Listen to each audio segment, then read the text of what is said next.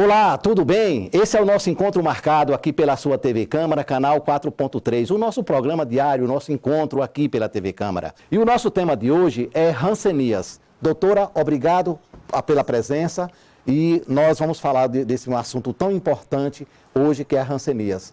Muito obrigada, TV Câmara, por estar aqui presente. É com imenso prazer que eu venho dar algumas dicas para a população desse famoso tema aí, imprescindível, né, da gente comentar. E eu já começaria perguntando à senhora, o que é mesmo Hanseníase? A Hanseníase é uma doença infecto-contagiosa muito importante e muito prevalente aqui no oeste da Bahia. Não só aqui no oeste da Bahia, né, mas no Brasil inteiro. Ela é transmissível, né? Então, acho que vale muito a pena a gente falar sobre ela, visto que ela é transmitida entre contatos familiares e a gente precisa erradicar essa doença. Por isso, eu acho importante a gente debater alguma coisa a respeito dela. Existe uma causa? Sim, existe uma causa. A causa é uma bactéria, uma micobactéria, né? Da qual ela se aloja nas vias aéreas superiores, certo? Da gente, pela saliva também, tem estudos. E ela vai transmitir para as pessoas mais próximas de quem está doente, principalmente as que moram com você, ou que morou nos últimos 5 anos. E daí, através disso, da presença dessa bactéria, ela vai infectar algumas pessoas. Existem pessoas que vão conseguir ter a doença, 10% da população, tá? Mas existem outras que não apresentam a doença, porque é uma doença, ela é altamente contagiosa, mas devido à imunidade de certos tipos de pessoas, não consegue desenvolver a doença, você me entende? Ela é bastante contagiosa, mas tem baixa patogenicidade, ou seja, muitas vezes você tem contato com o doente, mas você não pega a doença, por causa da imunidade da pessoa.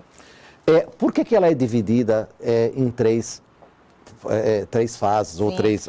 Porque assim, existem várias formas já de classificar, no caso. A classificação em 3 grupos. Isso. Por quê? Porque varia, segundo o Ministério da Saúde, ela é variada em 2, que é a paucibacilar, de acordo com a quantidade de lesões, e multibacilar. A paucibacilar é até 5 lesões, e a multibacilar é a mais de que 5 lesões. Foi uma forma que eles acharam mais fácil de indicar um tratamento. Aí a questão do grau, não Isso. seria mais ou menos isso, né? Isso, exatamente. Pouco infecciosa, E pouco mais transmissível e mais transmissível, exatamente. Apesar da senhora já ter falado, como é que se dá realmente, a gente bater um pouquinho mais nisso aí, como é que se dá realmente a transmissão da doença? Então, a transmissão, a primeira coisa que eu quero falar antes de falar da transmissão é a incubação. Você tem um contato com um paciente doente, mas você pode ter a doença depois de 4 a 10 anos. Ela é bem lenta, certo? E isso vai prevalecer a sua imunidade. A transmissão vai ser através de uma micobactéria que ela se aloja nas suas vias aéreas superiores, nariz, boca, e aí ela vai ser transmitida para todas as pessoas que tiverem contato com você íntimo, né? Que mora na sua casa, seu vizinho, que você vê no dia a dia, aquelas pessoas mais próximas. Qual o principal sintoma que a pessoa pode identificar que ele realmente está com a Hanseníase? O principal sintoma que a gente vê bastante é a presença de uma mancha. Ela pode ser branca, pode ser vermelhinha. E essa mancha, ela começa a ter alteração de sensibilidade. É a principal causa que o paciente procura a gente. Doutor, eu estou com a mancha e essa mancha, eu não sinto direito. Eu passo a mão, dou beliscão e não sinto, né? Então, isso chama atenção. Falou que tem alteração de sensibilidade, fica de olho. Tem que procurar um dermatologista para investigar a Hanseníase, tá? Porém, existem casos que a Hanseníase, ele tem atração só pelo nervo e não tem a mancha, mas você começa a ter uma alteração da parte motora, ou de braço, ou de perna. Isso também é uma outra opção da gente ficar de olho e buscar um atendimento o mais rápido possível. Quer dizer, a pessoa que manifestou uma mancha, ele já está correndo risco de estar com Hanseníase, tem que procurar realmente um médico? Não uma mancha só, seria interessante procurar, mas não significa que seja Hanseníase qualquer tipo de mancha, né? Porque existem vários tipos de mancha, tipo, ela é muito, a gente pode até ter dificuldade em questão de pitiríase e vesicolo, parece muito com a Hanseníase, e do vitiligo até.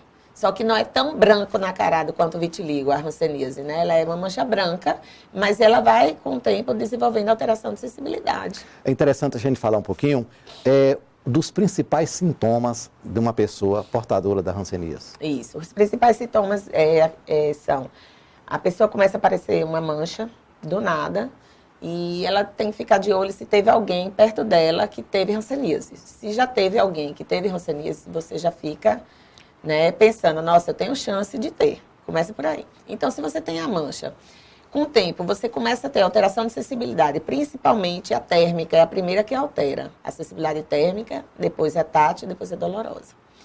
E aí a gente faz o teste, no caso, procura o dermatologista, a gente faz o teste com agulha, com um vidro, né, quente e um frio. E aí ela diz, eu não sinto. E daí a gente parte para os testes, para os exames laboratoriais. Principalmente o padrão ouro é o anatopatológico. Quer dizer que a pessoa fica dormente, o corpo dele ele não sente dor. Não sente no local da mancha. No local da mancha. Isso. E outra coisa, pode perder os pelos daquele local e perder a sudorese. Por quê? Porque o bacilo, né, a bactéria, ele tem atração pelos nervos. Quando ela ataca os nervos, a pessoa para de suar naquele local. Como prevenir? Como prevenir, principalmente, procurar um atendimento quando você souber que tem um contato. Você vai procurar um atendimento para fazer um exame dermatológico, para ver se tem alguma lesão, certo? Investigar. E aí, então, se não tiver nenhuma lesão, tem que tomar a vacina, BCG, que é a mesma que a gente toma quando nasce. Porque é uma micobactéria, né? Então, a gente pode fazer uso da BCG. Porém, não significa que você não venha a ter hanseníase, mesmo tomando a vacina. Ele evita essa vacina que você tenha a forma grave da hanseníase, mas você pode ainda pegar. Tanto você, depósito da bactéria, você pode ainda pegar. Ela pode manifestar ainda. Pode. Doutora, qual a parte do corpo onde a mancha, principalmente a mancha aparece? Fala muito em mancha nos pés e tal. Ela tem atração, né, nem pés, é orelha, tem atração pelo cotovelo, joelho e, assim, a atração principal é pele, certo? Depois nervo. E aí pode pegar outros órgãos também, como o olho, no homem pode pegar o testículo, entendeu? Mas é uma forma muito avançada. A falta de higiene pode causar também? A gente acha, acredita-se, né, que a população mais humilde, por não ter, aonde mora, geralmente mora em aglomerados, e muita gente junta, não tem uma boa higiene, bem precária, né? Tudo, não só a higiene, as roupas, vestimentas, o contato, enfim. Essas pessoas tendem a ter com mais facilidade por causa disso, entendeu? Por morar em aglomerados. Existe alguém que possa ser portador da hanseníase e que ela não aparece, vamos dizer assim, em manchas? Sim, existe. E aí, nesse caso, vai ser o que eu falei, de atacar o nervo, primeiramente, e daí só depois de uns 6 meses a 1 ano vem aparecer algum tipo de mancha. Porém, ele já pode ter uma sequela, né? E aí que tem que ficar de olho. E as sequelas, doutora, como é que... visíveis, são visíveis? As sequelas, geralmente a pessoa começa a dizer que não consegue sentir a mão, que está com dificuldade de força muscular, tanto no braço quanto na perna, né? E aí, se ele deixar evoluir, vai acontecer que a mão pode cair, ficar em garra, pé caído também, né? Então, assim, é um sinal de alerta. Se você nunca teve isso e de repente começa a ter, tem que procurar um atendimento. Não é normal. Entendeu? Aqui na região, como a senhora é médica aqui da região, qual a incidência dessa doença aqui na região? Olha, e qual município assim que assim a senhora tem detectado que tem mais? Eu costumo atender aqui, né, em Barreiras, atendo em Santa Rita de Cássia, Ibotirama, né? Luiz Eduardo, e assim, uma cidade que me chama a atenção é Mansidão. Quando eu vou para Santa Rita, tem bastante gente de Mansidão, e lá é endêmico. Eu nunca vi uma cidade que tenha tanto. Aqui em Barreiras tem demais, em consultório particular. Eu tenho recebido bastante. Eu acho que falta uma organização do centro de saúde de estar em busca, né, dos familiares desses pacientes que vêm aparecendo com hanseníase, para fazer uma procura, uma busca e tentar erradicar, porque está altíssimo o índice de prevalência aqui na região. A senhora falou aí que é uma doença que incide mais nas pessoas mais carentes para uma série de fatores. Isso. E como é que a questão da saúde pública? Tem pontos específicos onde essas pessoas devem procurar? Eu costumo falar, a hanseníase é uma doença de saúde pública, tá? Então, se tem, é porque a saúde não está boa. Ponto. Aonde que ela deve procurar? Os postos de saúde. Eles devem ser orientados à questão da doença, da hanseníase em si, certo? Então, primeira coisa, pessoas que não têm condições, procure seu posto de saúde. Se você tem uma mancha parecida com essa, busque seu posto mais próximo da sua casa. E aí, então, eles vão fazer um levantamento, vai na sua casa, e aí vai fazer, né, ver o que é que pode estar acontecendo e buscar, tem que ir em busca. Porque não, de nada adianta eu fazer um diagnóstico no paciente, sendo que a família dele inteira tá também infectada, né? Então, tem que buscar. Existe algum programa público aqui, um programa de orientação na região para orientar as pessoas? Então, depois que foi a hanseníase, o Brasil não conseguiu erradicar, né? Nós temos uma prevalência acima de 1 para 10 mil habitantes, que é o que a OMS quer que chegue a isso, mas não chegou. Depois que chegou É bem mais que isso. É bem mais que isso, bem mais, nem se compara. Aí o que acontece? Eu acho, aqui em Barreiras, existe, no Leonídia Ares, segundo já me informaram, existe um programa que a pessoa tem e vai lá e acompanha. Mas eu acho muito pouco. Eles têm que fazer programas em todos os postos, ser orientados todos os médicos que não são dermatologistas, porque eles podem ser capacitados para tentar fazer o diagnóstico, entendeu?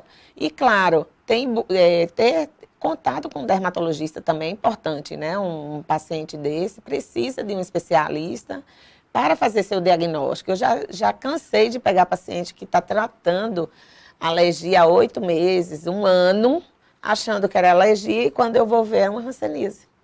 Por quê? Porque a face está inchada. Existe uma semelhança das duas coisas? Não. Da hanseníase com a Não, é porque alergia? quando ela está muito avançada, a hanseníase, a sobrancelha começa a ficar inchada, você tem aquela face leonina, você tem uma queda de cabelo que pode ter na sobrancelha. Então, assim, você fica com as placas, né, inchadas no corpo, né, no modo de dizer, e as pessoas acham que aquilo é alergia, e não é alergia. Estamos apresentando o programa Encontro Marcado. Nós estamos falando hoje de hanseníase, uma doença que tem uma incidência muito forte aqui na nossa região. Nós estamos falando com a especialista doutora Vanessa Gurgel. Vamos para o nosso intervalo, voltamos daqui a pouquinho.